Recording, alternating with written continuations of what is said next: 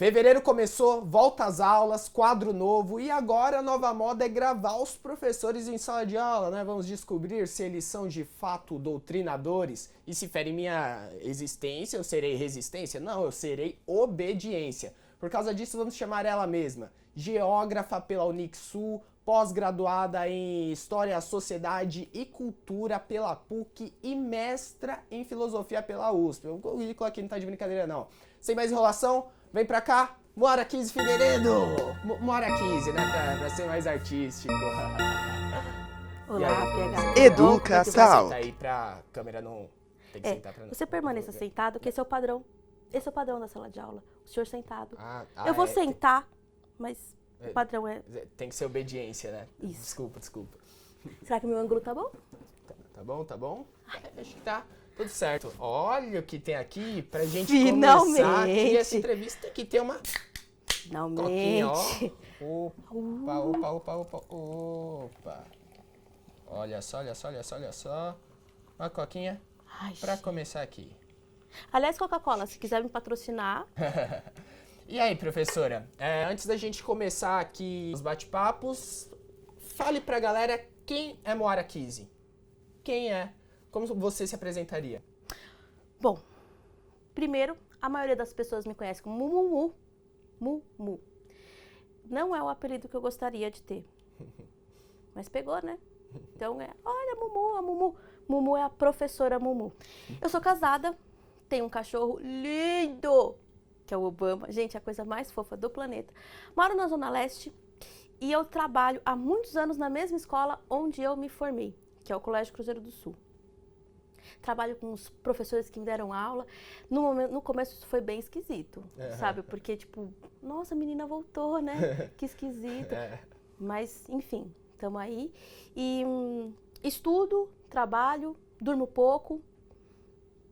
Essa sou eu. Correria total, né? Resumidamente, correria total. Mas você é feliz com o que você faz, professora? Muito.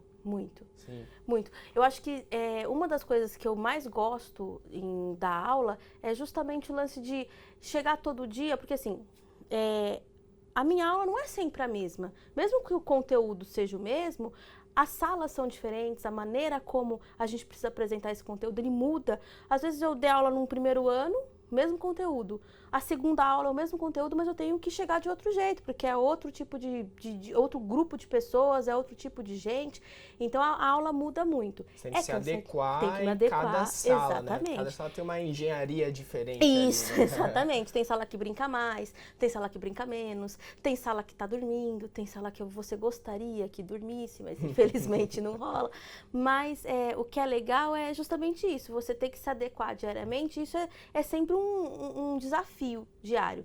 É cansativo? É cansativo, vou te dizer que é cansativo. Estou em férias agora, mas é cansativo, mas eu gosto. Eu poderia ter feito qualquer outra coisa da minha vida. Você tá em férias agora que a gente tá gravando, que quando for você já vai ter... Voltei, menina, acordei hoje pela manhã, coisa...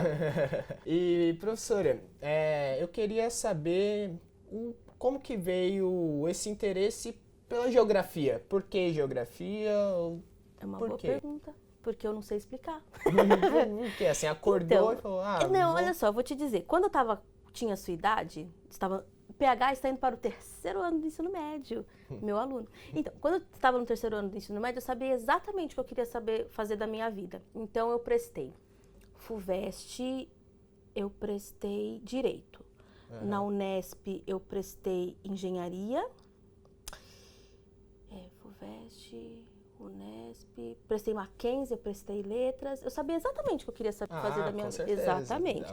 Então, eu cursei primeiro Engenharia, desisti, porque, né? Enfim. E aí eu falei assim, gente, eu preciso fazer alguma coisa da minha vida, porque os meus pais são de uma geração em que fazer faculdade é essencial. Se você não faz faculdade, você... É um fracasso, né? Fracassado aqui, fracassado.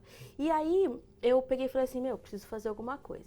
E aí, eu moro perto da Unixul e eles abriram um concurso de bolsa. E aí, tinha 2 cursos, História e Geografia. E aí, eu prestei, passei em primeiro. Aí, consegui a bolsa. História só tinha pela manhã. O curso que tinha à noite era Geografia. Eu falei assim, vamos. E aquela coisa, né? Tentativa e erro. Será que vai dar certo? Deu super certo. Gostei muito de geografia, mas durante toda a faculdade, olha que coisa interessante. Olha que coisa interessante, crianças. Durante toda a faculdade eu falava assim, eu não vou dar aula. Como é que você está fazendo geografia e não quer dar aula? Fala pra mim. Eu não sei qual é o futuro Exato, de uma exato. pessoa geógrafa. Você vê que a pessoa que é iludida, né? A pessoa iludida, eu falei, não vou dar aula. E eu trabalhava em outra coisa, eu era assistente comercial e tal. E aí, ainda na faculdade, o pessoal falava, vamos prestar concurso, porque vamos prestar concurso. E aí o pessoal fez uma inscrição, eu tive que pagar a inscrição que o pessoal fez, passei. Ainda estava no último ano da faculdade, passei, tive que pedir aprestamento de diploma e tal. Aí eu falei assim, bom, já que eu vou assumir o estado, eu tinha aula com uma professora muito bacana. E ela falou assim, olha, eu gosto do seu jeito, eu acho que você seria uma boa professora, por que você não vem tentar dar aula na escola do meu marido? Eu falei, meu Deus, como assim, dar aula? E aí, como eu já tinha passado no estado, eu falei, vamos, vou tentar. Larguei a minha função e fui ser professora 24 horas por dia. Nossa. Não, 24 horas não, né? Porque eu tinha aquelas 8 horas de sono, mas você entendeu, né? Sim. E eu gostei muito. Aliás, vou contar um momento. Minha primeira aula. Primeira aula da minha vida. Ó, bastidores. Bastidores. Aí eu cheguei, eu não tinha uniforme nem nada. E aí a escola ficava tipo numa mini chácara, né? Então a sala dos professores, a secretaria ficava na parte de cima e as salas de aula ficavam embaixo. Então tinha um pátio gigantesco, gramado e tal. Tô descendo, bem feliz, bem contente. A coordenadora chegou, olha, ninguém sabe que é seu primeiro dia de aula, não precisa falar pra ninguém, não fica nervosa. Eu tava como? Gente, tava como? Então, aí tô lá, eu bem feliz, bem contente, e vieram vários alunos. Seja bem-vinda, você vai adorar aqui, me abraçando, você vai adorar aqui. Você veio de qual escola? Eles acharam que eu era aluna. Nossa. Qual era a série desses alunos? 7º ano. Nossa. Tá achando que... Não ri, não. Tá. Ok. 7º ano, me confundiu com um coleguinha. E você tinha quantos anos na época? 24. Nossa. Foi legal.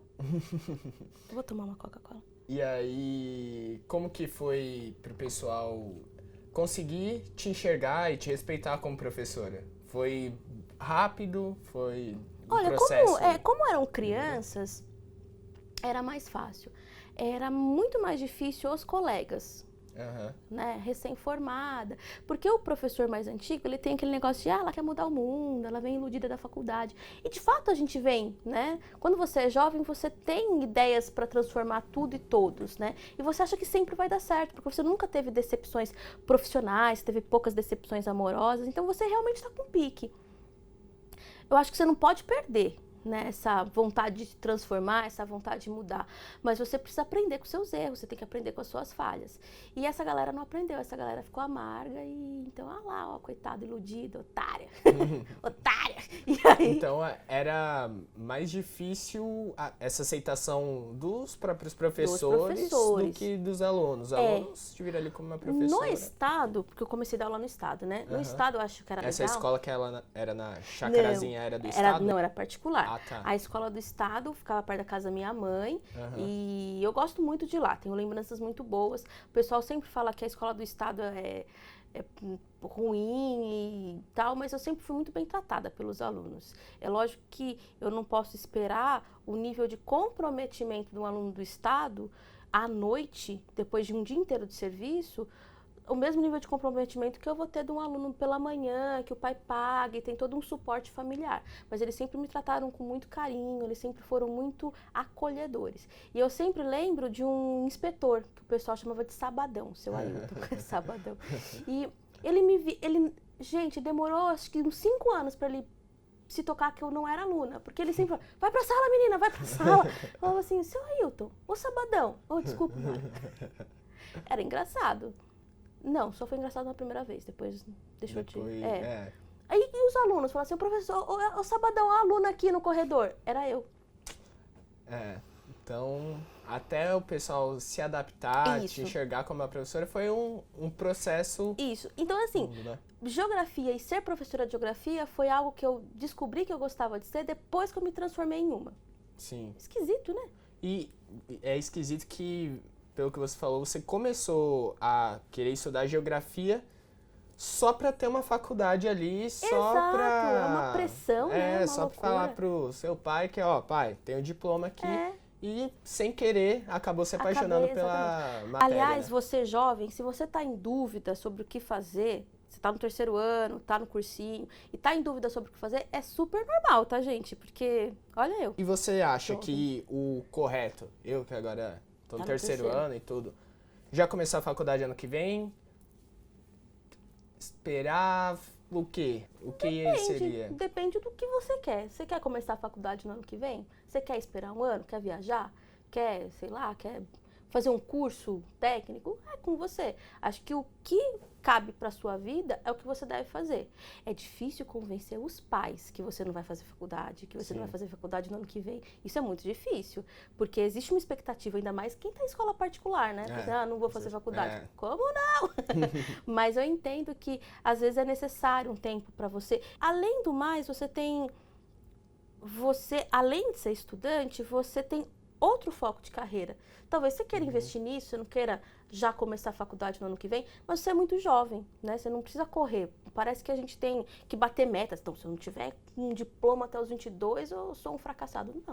Não existe isso. É muito importante falar isso, porque a galera se mata por causa disso, sabe? E assim, eu vejo muita gente que está na faculdade, mas não gostaria de estar. Está no curso e se sente muito mal no curso que está. Eu não sei como é que a pessoa vai ser um bom profissional se ela não gosta daquilo que ela estuda. Então, né?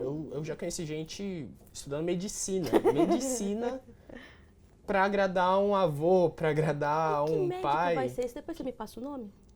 Passo pra nunca passar ir, nele. Não quero. Educa Talk. E professora, você é uma pessoa muito ativa nas redes sociais, né? E que eu realmente vejo que tem um público muito engajado. Talvez até mais engajado que o público aqui do canal.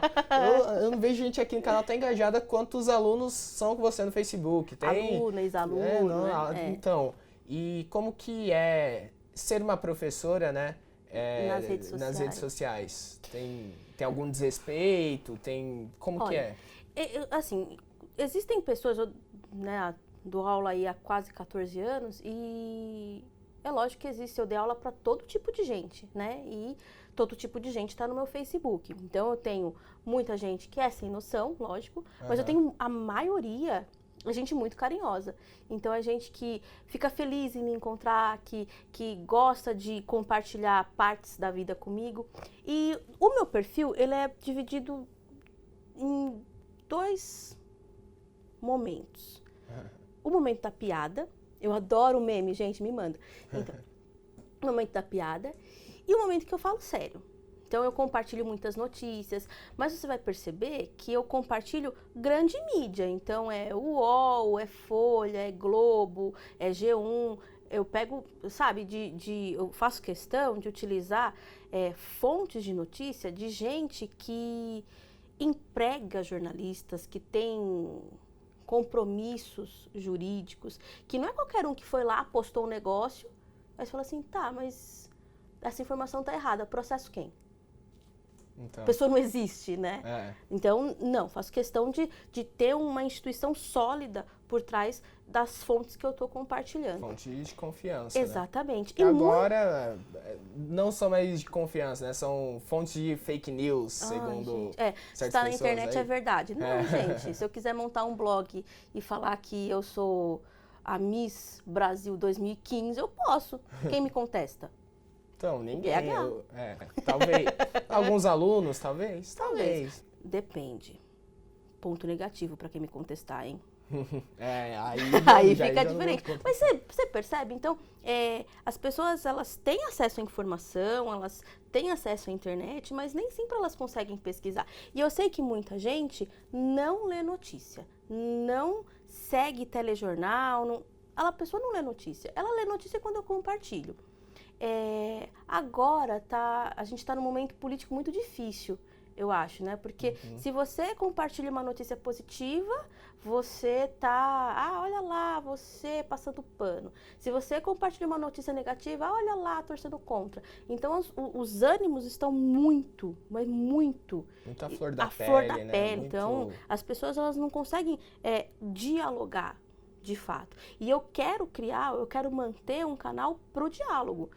Sendo a favor, sendo contra, sendo de direita, sendo de esquerda, sendo centro, sendo azul, sendo rosa, tanto faz. Inclusive, teve um trabalho muito legal que você passou pra gente no 9º ano, que ela selecionou vários temas, né? Extrema direita, extrema esquerda, tinha mais alguns. Imigração, a gente trabalhou Sim. Questão de machismo, racismo, e eu passei para vocês assistirem filmes. Sim. Você estava no grupo que fez as eleições?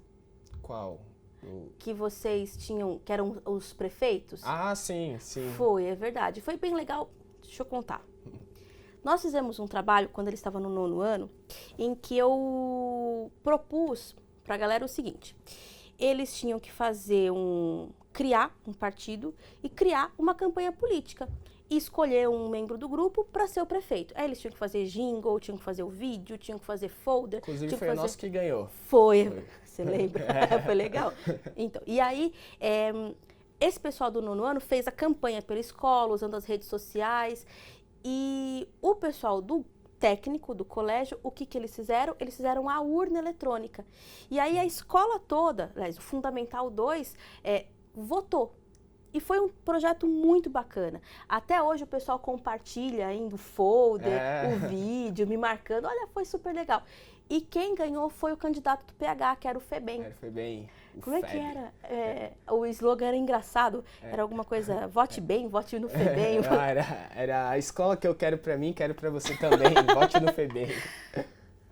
Também te lembra da música do... Acho que era do Gabriel, Era o Biel do Grau. Biel do Grau, gente. Aquela música pegou de um jeito, você via a molecada pela escola, Biel do Grau, cantando pela escola. Esses trabalhos, né, tanto de assistir filme, quanto de fazer meme também, a professora já passou até trabalho pra gente fazer meme em cima do conteúdo e valendo nota. Então, foi um trabalho divertido de fazer, né, aquele típico trabalho que só faz porque vale nota.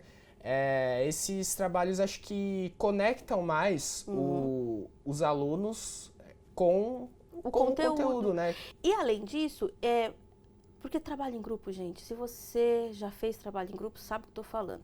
Trabalho em grupo é difícil de fazer, né? Porque a gente sabe que um faz, o outro não faz tanto, sai briga, a mãe não pode buscar, depois esquece em casa, vai dormir na rua. Então, trabalho em grupo é difícil, em qualquer idade. Então, você fazer com que as crianças se articulem para um trabalho sair, elas se divertirem. E o mais importante, eu me diverti também quando eu estou corrigindo os trabalhos, porque, gente, eu corrijo muito trabalho, eu corrijo muita prova, tem que ser divertido. Então, eu fico feliz. E eu percebo que marca, porque o aluno lembra, o aluno depois comenta, depois ele leva essa experiência para a vida. E é isso que precisa ficar da escola. Eu tenho certeza absoluta que você não vai lembrar o que é um Planalto daqui 20 anos. Mas você vai lembrar do jingle agora. Não, eu lembro. Não. É humor, professor, humor. Humor. Educa Talk.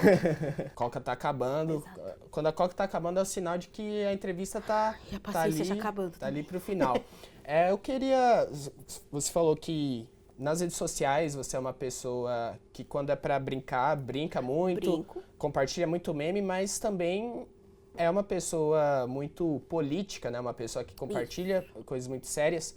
E muitas vezes você fala seus posicionamentos, expõe suas ideologias através de tudo aquilo que você tem de conhecimento em sala de aula, né? Eu lembro de um dia muito, muito importante, que foi quando eu estava chegando a consciência negra, que tiveram outros professores que passaram todo um contexto histórico, mas acho que não pegou tanto assim nos alunos. E quando você começou a falar das suas experiências de racismo, que você é uma professora muito querida pelos alunos e tudo mais, eu acho que você saiu da sala, o pessoal se tocou mais, assim, acho que... Eu acho que é importante pelo seguinte, os alunos, muitos dos meus alunos, ao longo da minha vida, eu percebi que eles não percebem que eu sou uma mulher negra. Uhum. Eu tenho consciência que eu sou uma mulher negra, você sabe que eu sou uma mulher negra, mas os seus colegas nem sempre se tocam, porque eles têm essa ideia de que todo mundo é igual. Todo mundo é igual desde que conviva comigo. Né? Então, eu sou professora. Durante muito tempo na minha vida, as pessoas... E você vai reparar, não sei se você também já reparou, mas perceba. Toda vez que alguém vai falar sobre você e acha que falar da cor da sua pele é ofensivo, você é moreninho. Já reparou? E é sempre no diminutivo. Né? Então, eu sou a moreninha, eu sou a gordinha. Filho, eu sou morena não, filho. Não sou gordinha, filho, eu sou gorda. Então, toda vez que alguém acha que uma característica física sua vai te ofender, ela vai pro diminutivo. Vai pro diminutivo. Sim. Eu faço questão de falar para os meus alunos, eu não sou moreninha, eu sou negra. E eu faço questão também de querer que eles percebam que existem pouquíssimas mulheres negras no espaço onde eles estão, como professora. Mas tem muitas mulheres negras como faxineira, como segurança. Eles não percebem isso. Você até falou de uma situação que estava no show, foi que show? Do YouTube? Do show do YouTube. Do YouTube, né? Foi. Que inclusive tinha sido naquele ano e tal. Sim. Que, gente, juro, o uniforme, eu lembrei disso. Por que você me lembrou? Mas vou contar. O uniforme dos funcionários do show era um colete neon. Eu tava de moletom cinza. A pessoa me seguiu para fazer uma pergunta pertinente à organização do espaço, de limpeza. Eu falei, filho, eu não trabalho aqui. Eu só posso estar aqui se for trabalhando, eu não posso ter comprado o ingresso como você. E são situações que, uma vez acontecer, 2 vezes, mas todo dia a gente enfrenta um caso de racismo. E depois perguntam por quê. Nossa, por que você é intolerante? Não é intolerância, filho. Pelo amor de Deus, há anos que eu sofro racismo. E você estudava, foi uma pessoa privilegiada, né? Você estudava em escola particular desde criança. Isso. E desde lá, se agora quase não tem negro em escola particular, imagina naquela época. Não existia. Eu sempre fui a única negra do rolê. Né? Então, tinha acho que 3 pessoas negras que estudavam comigo durante todo o meu ensino fundamental. No ensino médio, eu não lembro de nenhum, que eu fui fazer ETEC. Então, não lembro de nenhum, né, nesse contexto. Na faculdade, nenhum. Na pós-graduação, uma sala de 100 pessoas, nenhum. E no meu grupo de pesquisa, veja bem, meu grupo de pesquisa tem pesquisadores do Brasil inteiro. Nenhum. Só eu. Então, eu tô acostumada a ser a única, eu tô acostumada a chamar a atenção, eu tô acostumada a não... Vou contar pra você um negócio que meu pai uma vez me falou que eu fiquei triste, na real, né? Ele falou que achava super bacana o jeito que eu entro nos lugares como se eu de fato pertencesse a esses espaços, que ele não se sente confortável em qualquer lugar. Então, tem loja que ele não entra, tem supermercado que ele não quer entrar, porque é uma outra geração. E ele viveu, né, a infância dele foi entre negros, a adolescência dele foi entre negros, uma parte da idade adulta dele foi entre negros. Eu não, eu sempre tive que me acostumar a ser a única negra entre brancos. E se obrigar a pertencer a esses espaços, né? Exatamente. Porque se fosse depender... Pertencer não, mas você tem que, às vezes, de uma maneira muito simpática, mas você tem que fazer valer a sua força e mostrar que sim, você tem direito de frequentar aquele espaço. Um dos momentos que eu me senti mais mal em toda a minha vida foi no shopping Cidade Jardim. Vocês podem editar se vocês quiserem o nome do shopping, mas que eu fui seguida por todo o shopping. O segurança me seguiu onde eu fui. Eu entrei no banheiro, a segurança entrou junto. Então, foi um ato de racismo tão ostensivo que eu nunca tinha vivido. E olha aqui, né? A gente já viveu muito racismo, mas esse foi demais, sabe? Que foi, meu Deus. E quando você fala, eu tive um colega professor, quando eu falei, ele falou assim, mas se por acaso eu tiver mal vestido, eles também vão me seguir. Eu falei, mas querido, a sua roupa você pode mudar. Eu vou passar Vanish? A Não cor existe não. isso, a cor não. Então, e enquanto a gente, como negro, não conseguir conscientizar a galera que não é negra, que existe racismo e que eles são uma parte importante na luta contra o racismo, isso não acaba. Então, acho super legal quando a gente mantém o movimento negro dentro dos negros, sabe? De conscientização. Falar assim, querido, você é negro, você não é moreninho, de autoestima. Acho legal. Mas eu também acho que a gente precisa trazer cada vez mais pessoas não negras para dialogar sobre o racismo. Porque elas são agentes do racismo também. Então, eu preciso conversar com esses agentes. Senão, é super legal. Fico eu e você conversando. Fica algo completamente entre nós, assim, mas e aí? E os racistas? Exato, a gente precisa. É lógico que a gente precisa ganhar força. Sim, isso. Mas essa força precisa transformar. Exatamente, ela precisa ser uma força transformadora. E transformar não quer dizer entrar em embate. Entrar em embate ou fazer com que as pessoas se apropriem também de certos discursos. Exatamente. Mas, então, por exemplo, em sala de aula, você acha que era o único negro da sala, o único negro assumido da sala naquele dia. Mas quando eu falo da minha experiência e falo assim, gente, vocês também podem transformar o mundo positivamente, eu sei que muita gente ali ficou mais atenta para casos de racismo. E assim, eu sempre faço questão de quando, por exemplo, quando eu falo sobre a condição inferior da mulher na sociedade, eu não falo porque eu acho que a mulher é inferior ou porque eu li num blog X. Não.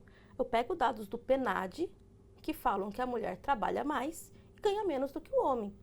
Você pode discordar de tudo, mas são dados estatísticos. É lógico que você pode discordar, mas o que você tem que fazer? Você tem que fazer uma pesquisa tão ampla quanto o PNAD e provar o contrário. Exatamente. Então, eu acho que em sala de aula, o que a gente precisa fazer? Eu sempre peço para o aluno, falar, olha, estão aqui os dados, a bibliografia que eu utilizei é essa, e você tem você tem todo o direito de, por exemplo, se eu estou falando sobre o clima, eu falo que as características do clima equatorial são tais. Você precisa concordar com essas características? Não, lógico que não. Mas é aquilo. Eu estou falando sobre clima de acordo com estudos que foram feitos ao longo dos anos. E são dados. São dados. Você pode discordar? Pode, mas você tem que me apresentar dados que refutem essa informação. Eu não dou aula no achismo. Antes de chegar aí na sala de aula, eu preparo toda a minha aula, eu faço uma série de leituras, eu vejo qual é a necessidade dessa sala para poder falar sobre isso. Então, eu acho muito pobre você pegar e falar assim, olha, a pessoa está falando sobre machismo, está falando sobre violência contra a mulher. Violência contra a mulher. Ah lá, tá doutrinando. E para finalizar essa entrevista aqui, ó, a Coca é o parâmetro aí. Ó. Não, aí se tomar a Coca toda, a entrevista vai acabar do nada. Tem que ter uma pergunta final aqui que... acabou. E que eu queria saber, professora, que é uma pergunta que fazem muito para político em debate, mas por mais, sei lá, clichê, piegas que seja, o que você enxerga do futuro da educação? Acho que vai regredir? O que você vê no futuro da educação? É preocupante? Olha, eu acho que é preocupante pelo seguinte, a educação não é valorizada, né? Então, as pessoas sempre falam, preciso de mais educação, valorizar e tal, mas pouquíssima gente conhece o cotidiano de uma escola. É muito fácil você ser a favor da educação, mas no seu bairro tem uma escola que não tem nem cadeira para o professor e para o aluno sentar. Eu lembro que quando a gente trabalhava no estado, os professores eles faziam vaquinha para poder aplicar o provão, para comprar sulfite.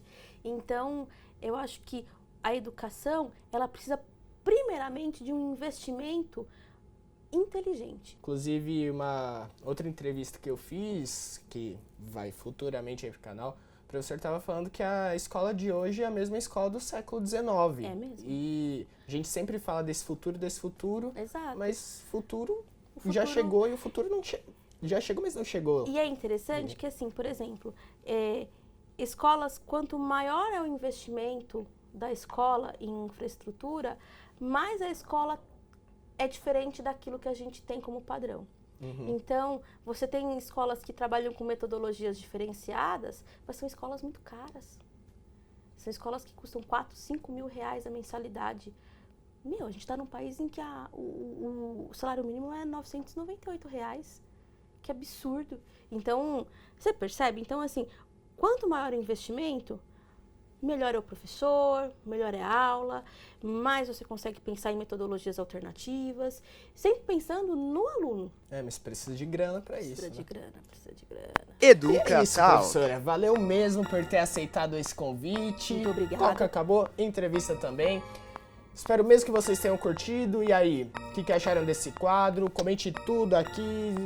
Quer divulgar redes sociais, algo do tipo? Não, gente, eu só queria mesmo que lembrar que fevereiro chegou e a Coca-Cola tem que estar sempre gelada. Se você for uma pessoa legal, uma pessoa do tipo firmeza, clique no beleza e finalizamos o vídeo por aqui.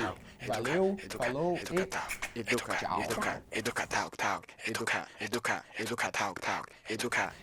Vídeo enorme! Nossa! Desculpa, gente, falei muito, vocês podem editar bastante.